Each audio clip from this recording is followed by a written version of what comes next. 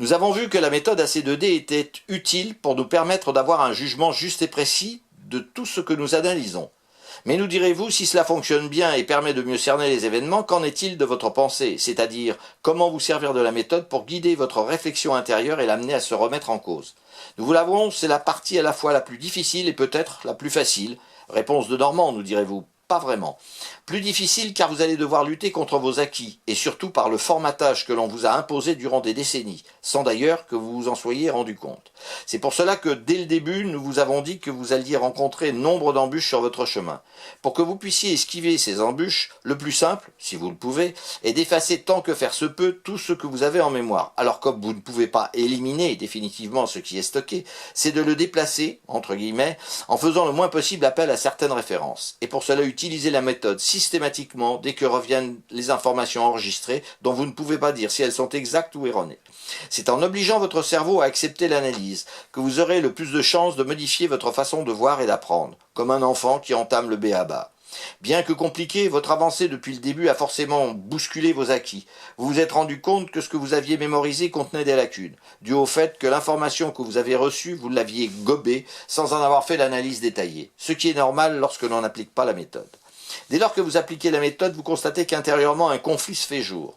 Une partie reconnaît que cette dernière change votre vision des choses, mais de l'autre, vous constatez qu'une partie de vous-même tente de rejeter cette analyse. Vous êtes là au point crucial, qui est dû au fait que le formatage qui a constitué une grande partie de votre enseignement est bien présent et vous perturbe par tous les moyens pour vous détourner de l'objectif de la méthode.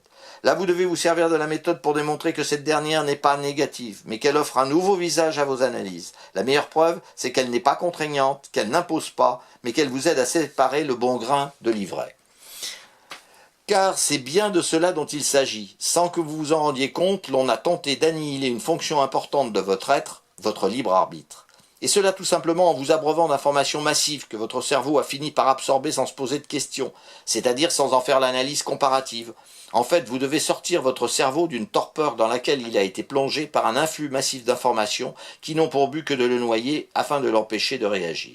La méthode lui offre l'opportunité de se libérer de ce carcan compulsif en l'amenant à réagir systématiquement à chaque nouvelle information, en l'analysant selon la méthode, afin de pouvoir écarter tout ce qui ne correspondrait pas à la réalité. Alors bien sûr, pour que cela fonctionne, il faudra vous armer de volonté, car à force d'habitude, de facilité, vous avez perdu cet instinct qui vous permettait d'être méfiant. En fait, votre cerveau se retrouve dans un état laxiste. Pourquoi penser, réfléchir, quand finalement d'autres le font pour vous? Et c'est bien là tout le danger. N'avez-vous pas constaté combien les minorités imposent leurs règles, tandis que la majorité suit comme dans un état second? La démocratie, telle qu'elle doit être, réside dans la compréhension de l'autre, sans pour autant en devenir son esclave. Or, c'est ce qui est en train de se produire parce que l'intérêt des élites et le fameux divide ut regnes, divise afin de régner, est leur leitmotiv pour pouvoir maîtriser les peuples. Car comment peut-on expliquer que les minorités imposent leurs desiderata? Tout simplement parce que cela répond à ce que souhaitent les élites et dont nous vous avons parlé juste avant. La difficulté d'une civilisation parfaite réside dans le subtil équilibre du respect de l'autre et vice-versa. C'est ce que vos frères galactiques ont réussi.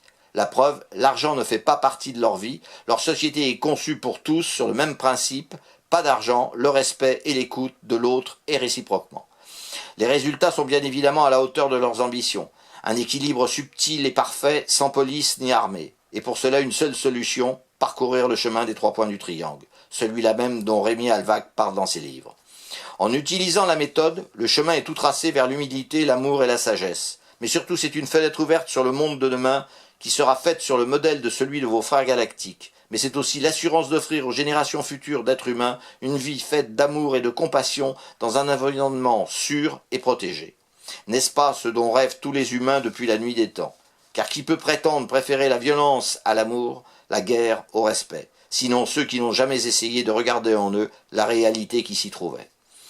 Nous ne pouvons que leur conseiller de bien réfléchir avant de décider, surtout d'utiliser la méthode pour y découvrir le Graal, car c'est bien de cela dont il s'agit. À aucun moment il ne s'est agi d'un trésor fait de pierres précieuses et d'or, mais tout simplement de la connaissance. Il est vrai que pour découvrir ce trésor, il ne faut pas creuser le sol ou encore parcourir des galeries souterraines, ni non plus plonger dans des grottes sous-marines. Non, il faut regarder en soi, rencontrer son être vibratoire et avancer avec lui pour faire découvrir ce qu'est réellement le Graal. Le but ultime est certainement l'apothéose de cette découverte. Si vous avez lu le livre de Rémi Alvac, J'ai rencontré l'être suprême, vous en comprenez le sens, mais aussi la preuve que même si vous êtes arrivé jusque-là, vous découvrez que vous ne savez rien et que tout reste à apprendre. Quelle belle leçon d'humilité, d'amour et de sagesse que le Graal. Mais aussi, quel merveilleux parcours qui vous fait découvrir et comprendre tant de choses. Ne pas comprendre cela n'est pas pensable, mais hélas possible, car avec tout ce qui vous a été faussement enseigné, l'on comprend que beaucoup émettent des doutes lorsqu'on leur parle de cette manière. Comment accepter de comprendre l'immatériel quand tout ce qui nous entoure est fait de matériel? Tout a été fait pour que vos sens s'arrêtent à cela et qu'aucunement vous ne puissiez penser que l'immatériel est la vraie raison de votre présence sur Terre. Regardez vos enfants, petits-enfants, accros à leur smartphone, leur tablette, leurs jeux vidéo. Et pourquoi? Tout simplement parce que pendant ce temps-là, ils ne réfléchissent pas, ils n'analysent pas, et pourtant n'est-ce pas là qu'est le vrai danger? Car soyons clairs, combien de jeunes pensent qu'entre jeux vidéo et réalité, il n'y a pas de différence? Sur ces jeux, vous avez des vies, donc lorsque vous mourrez, il suffit de cliquer dessus et vous repartez. Mais dans la vie courante, cela se passe-t-il ainsi? Non, bien évidemment. Mais allez expliquer cela à des ados dont le passe-temps favori est celui-là. Pour eux, ils finissent par mélanger jeux vidéo et vie réelle. Lorsque vous voyez ces jeux stupides sur Internet qui poussent des ados au suicide, croyez-vous que quiconque n'en interdise l'accès? Et si parfois cela se fait, combien de jeunes y auront laissé leur vie ou leur avenir? Car parfois ce n'est pas la mort qui les attend, mais la paralysie ou l'amputation. Mais voilà, derrière tout cela se cache beaucoup d'argent. Et comme à chaque fois, vos dirigeants prennent trop de temps pour réagir, et pour quelle raison? Votre monde ne peut continuer de cette façon. Trop d'incohérences, de stupidité et surtout de cupidité qui mettent en péril l'avenir des générations futures. Ce qui est surprenant, c'est que les élites n'aient pas compris cela, car s'ils veulent continuer à vivre de l'argent, il va leur falloir faire de sérieuses concessions. Comment gagner plus si ceux qui les font vivre n'ont plus les moyens d'acheter? Ce qui prouve l'incohérence de la démarche et l'incompétence notoire dont ils font preuve. À force de vivre dans une bulle, on oublie ce qui se passe en dehors de celle-ci. Une preuve, depuis toujours, on enferme ceux qui font des méfaits. Or, aujourd'hui, que voit-on? Des élites qui s'enferment dans des camps retranchés, protégés par des clôtures, des services de sécurité, de la vidéosurveillance. Est-ce comme cela qu'ils envisagent le monde de demain? Si oui, alors ce sera un monde bien triste, mais qui ne pourra jamais exister, même si cela devient de plus en plus fréquent. Mais vous savez pourquoi, eux, non. Voilà pourquoi il faut vous réveiller et utiliser la méthode pour donner un sens concret à votre évolution, pour faire en sorte que la finalité du XXIe siècle soit celle que vous montrent vos frères galactiques. Ils ont de la compassion pour vous. Ils espèrent que les écrits de Rémi Alvac vous apporteront la réflexion nécessaire pour comprendre, assimiler et décider en connaissance de cause. Jamais il ne pensait arriver à divulguer autant d'informations, mais il leur a prouvé qu'une majorité d'humains étaient prêts à écouter leurs conseils et à faire en sorte de leur prouver leur capacité à évoluer vers l'humilité, l'amour et la sagesse.